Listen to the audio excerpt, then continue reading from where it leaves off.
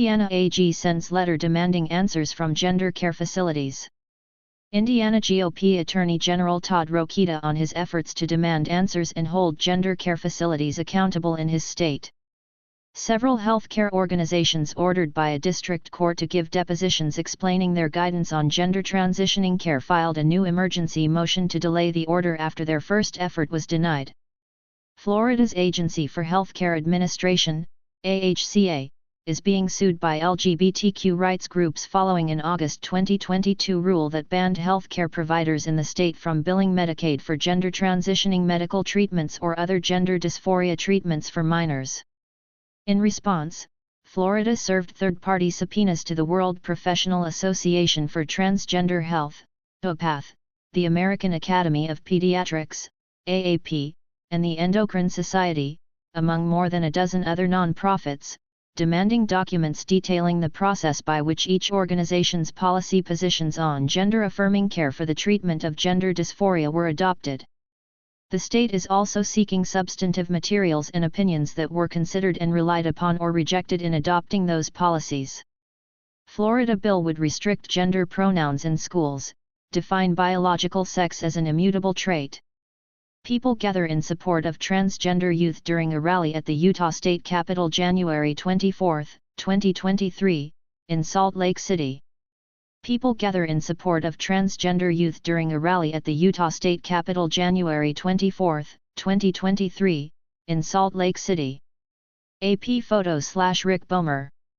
The state of Florida won its hearing February 27, and United States District Judge Carl Nichols filed an order compelling the groups to turn over the information.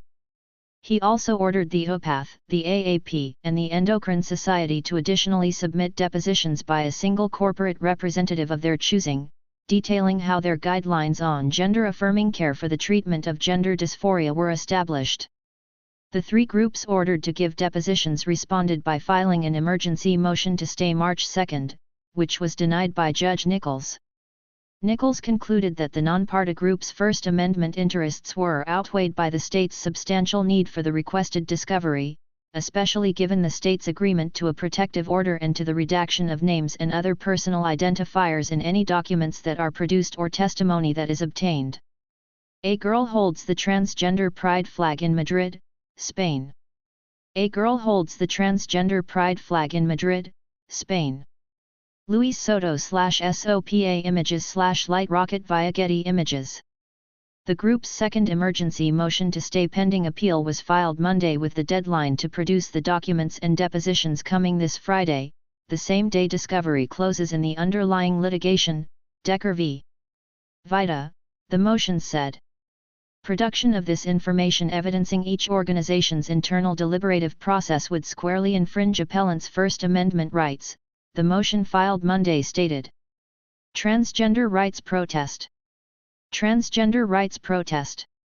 The motion said that while the state claims it is interested in probing the purported consensus of the medical establishment in favor of gender-affirming care, this discovery is not about a consensus among the establishment.